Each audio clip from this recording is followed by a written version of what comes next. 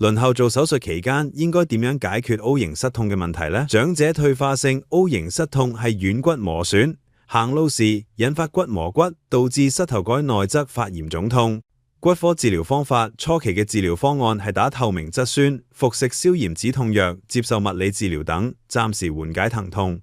無法解決根源問題或者逆轉病情，更無法防止病情惡化。晚期患者或者需要做置換人工關節手術。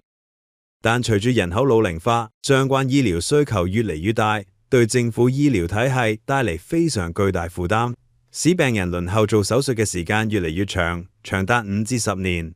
喺輪候期間，可以嘗試一下我哋呢個有效緩痛方法，使用我哋萬德醫療嘅免負重膝矯形器 K39D， 透過3點矯力打開膝蓋內側空隙，避免行路時骨磨骨，消除壓痛，